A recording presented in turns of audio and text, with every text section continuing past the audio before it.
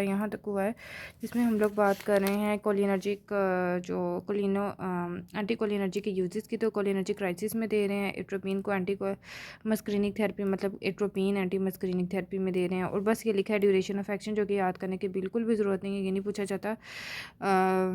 और उसके अलावा हम कोलिन दूसरा हम क्या तरीका अपना सकते हैं, हम कोलिनी स्ट्रेस रिजनरेटिव कंपाउंड दे सकते हैं, जिनमें हमारे पास सीने पेलिडोक्साइम है, डेसिटाइल मोनो ऑक्साइम है, और हमारे पास तीसरा ओबिडोक्साइम है। ऑक्साइम कंपाउंड्स हैं जिनमें पैम है, डैम है, ओबिडोक्साइम है। इसमें याद रखना कि पेलिडोक्साइम और ओबिडोक्साइम ये दोनों ड्रग्स हम लोगों ने नहीं देनी, बिकॉज इनकी वजह से CNS जो हमारे पास इफ़ेक्ट्स होते हैं एंटीकोलिनर्जिक ईस्ट यानी जो एसिटाइलकोलिन ईस्ट्रेस कंपाउंड्स जो होते हैं ऑर्गेनोफॉस्फोरस कंपाउंड जो एसिटाइलकोलिन ईस्ट्रेस को इनहिबिट करते हैं। एंजाइम को जो एसिटाइलकोलिन के लेवल को क्या कर रहा होता है, रेगुलेट कर रहा होता है, उसको इनहिबिट करते हैं। वो CNS इफेक्ट्स रिड्यूस नहीं कर सकते, तो उसके लिए हम क्या कर सकते हैं, उसके लिए हम लोग डाइएसिटाइल मोनोक्साइम दे सकते हैं, चूँकि ये ब्लड ब्रेन बैरियर को क्रॉस आउट करता है।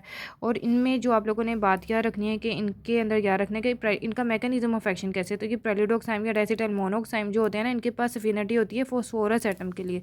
फॉस्फोरस एटम के लिए अफिनिटी होती है। फॉस्फोरस कौन सा होता है, ऑर्गेनो फॉस्फोरस कंपाउंड का जो फॉस्फोरस होता है ना, उसके लिए इनके पास अफिनिटी होती है। तो ये फॉस्फोरस एटम के साथ बाइंड आउट करता है, और जो हमारे पास जो सीरीन हाइड्रोक्सिल ग्रुप होता है ना एसिटाइलकोलिन ईस्ट्रेज का, जो एसिटाइलकोलिन ईस्ट्रेज एंजाइम होता है, उसको क्या करता है, उसको फ्री आउट कर देता है।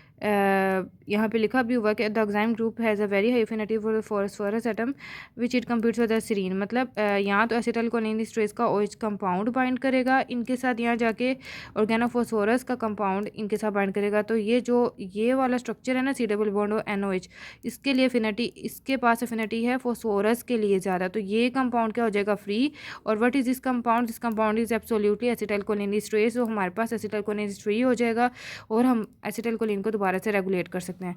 उसके अलावा यहाँ पे ये याद करने की बिल्कुल भी ज़रूरत नहीं है कि तीसरा तरीका एक और है जिससे हम लोग कंट्रोल कर सकते हैं ऑर्गेनोफॉस्फोरस कंपाउंड्स की पॉइजनिंग को, वो भी कोलिनर्जिक एक्सेस में, कोलिनर्जिक क्राइसिस में आता है। उसमें हम क्या करें, पहले जो इंटरमीडिएट एक्टिंग पायरिडोस्टिग्मिन है, नियोस्टिग्मिन होते हैं ना, जो एड्रोफोनियम है, पायरिडोस्टिग्मिन जो हमने याद किए थे, पायरिडोस्टिग्मिन को पहले दे दें। उसके बाद हम लोग जब एंजाइम की एक्टिव साइट ऑक्यूपाइड हो जाएगी तो फिर हम उसके बाद एट्रोपिन दे दें। तो इस तरह से भी हम दे सकते हैं कि पायरिडोस्टिग्मिन जो है एंजाइम को ऑक्यूपाई कर लेगा, तो फिर एट्रोपिन देने से क्या हो जाएगा, मस्करीनिक एक्सेस जो है वो कंट्रोल आउट हो जाएगा।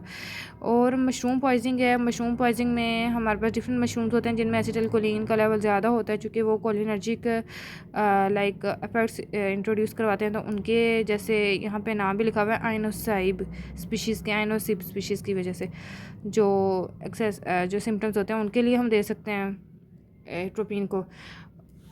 जो इसने एक और यहाँ पे अदर एप्लीकेशंस के बताएं कि हाइपर हाइड्रोसिस जो होती है ना, वो एंटी मस्करीनिक एजेंट्स की वजह से होती है। द रिलीफ इज़ ये याद करने की ज़रूरत नहीं है, मतलब अदर एप्लीकेशंस बताई हुई हैं कि और इनकी वजह से क्या क्या हो सकता है। उसमें हाइपर हाइड्रोसिस हो सकती है, वो मैंने आप लोगों को बता दिया है कि एट्रोपिन की वजह से एट्रोपिन फीवर होता है। बॉडी का टेम्परेचर पहले ही बहुत राइज कर जाता है, जिसके अंदर हम क्या कह रहे हैं, hyper hidrosis like excessive sweating. अच्छा, और नहीं, एक्सेसिव स्वेटिंग में सॉरी, यहाँ पर एक मिस्टेक हो गई कि एक्सप्रेसिव जो स्वेटिंग हो रही है हाइपर हाइड्रोसिस उसमें देते हैं, क्योंकि ये एक्सेसिव स्वेटिंग को एंटी मस्करीनिक ब्लॉक करते हैं। ये बात आप लोगों ने दोबारा से देख लेनी है। फिर उसके बाद एडवर्स इफेक्ट्स आते हैं। इतने लंबे पैराग्राफ को समझने के लिए हमने एक निमोनिक बनाया हुआ है, जो कि ये MLA की बुक में भी मैंशन है, जहाँ पर लिखा हुआ है एडवर्स इफेक्ट्स। ये देखें कि हॉट एज अ हेयर है, फैट एज अ फिडल है, fast as a fiddle, dry as a bone, red as a beet, blind as a bat, mad as a hatter and full as a flask. तो इसको आप लोग यहाँ से देख लें कि बॉडी टेम्परेचर जो है ना, ये यहाँ से मैंने जो ये मार्क कर रही हूँ ना, यहाँ से यहाँ तक ये सारा मेंशन है, जो कि मुझे बता रहा है कि एट्रोपिन की ओवरडोजेज होगी तो उससे बॉडी टेम्परेचर रेज हो सकता है, हार्ट रेट ज़्यादा हो जाता है, ड्राई माउथ हो जाता है, फ्लश स्किन हो जाती है, साइक्लोपीजिया हो जाता है, डिसोरिएंटेशन हो जाती है। ये सारी बातें आप लोगों को पता हैं, तभी समझ आती हैं जब आप लोग इसके जो ऑर्गन सिस्टम इफेक्ट्स हैं उनको देखेंगे। यूरिनरी रिटेंशन हो जाती है, उसके लिए बस ये निमोनिक जो मैंने आप लोग को बताया ये याद रखना है। उसके बाद कंट्राइंडिकेशंस इनकी 3 होती हैं। यहाँ पर मैं ट्रायंगल से भी मैंशन करती हूँ कि सबसे पहले आप लोगों ने पेप्टिक अल्सर डिजीज़ में नहीं देना। दूसरा, आप लोगों ने ग्लोकोमा के पेशेंट को नहीं देना। तीसरा, आप लोगों ने एंगल क्लोयर ग्लाइकोमा मतलब ग्लाइकोमा के पेशेंट्स को नहीं देना। और थर्ड पे है कि प्रोस्टेटिक हाइपरप्लेजिया, प्रोस्टेट हाइपरप्लेजिया के पेशेंट को नहीं देना।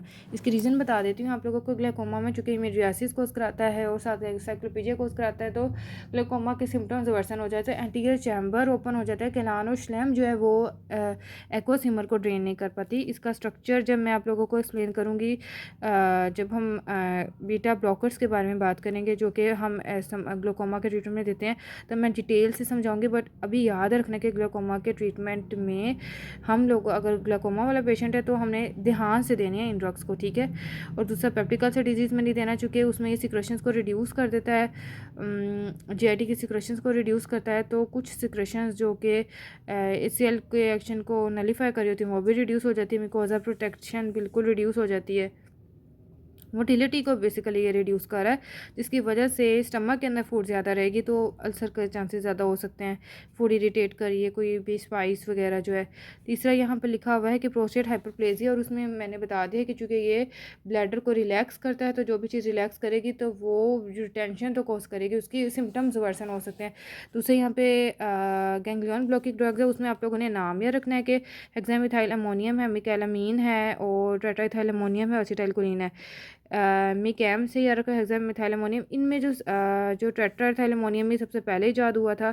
जो बात याद रखने वाली है ऑर्गन सिस्टम ऑफ फैक्ट्स, ये आप लोगों को तब समझ आएगा जब मैं आप लोगों को वो सीरीज़ पढ़ाऊँगी स्केलेटन सिस्टम की, जिसमें आप लोगों ने देखना है कि कैसे नॉन डिपोलराइजिंग और जो डिपोलराइजिंग ब्लॉकेट है उनका कैसे इफेक्ट होता है। अभी आप लोगों ने बस याद रखना है, यहाँ पर क्लिनिकल फार्माकोलॉजी ही आती होती है एमसीक्यूज़ में, तो आपने याद रखना है कि अमीलामीन को हम लोग ट्रांसडर्मल निकोटिनिक पैच के तौर पे दे रहे हैं अगर हम लोगों ने स्मोकिंग को किट करवाना है। वैसे इनके एडवर्स इफेक्ट्स ये हैं कि देखना है कि किस ऑर्गन पर ज़्यादा सिंपैथेटिक इफेक्ट होता है या फिर पैरासिम्पैथेटिक। ये फिंगर टिप्स पर होना चाहिए, बार बार एक्सप्लेन करिए। उनके सीएनएस में तो ये क्या कॉज कराएंगे, ट्रेमर्स, कोलिफॉर्म मूवमेंट्स और सीडेशन कॉज कराते हैं। एसिटाइलकोलिन ज़्यादा होने की वजह से या फिर नॉन एपिनेफ्रिन दोनों की ज़्यादा होने की वजह से इनका एक ही फंक्शन होता है कि इन्होंने सीएनएस को स्टिमुलेट करवाना होता है।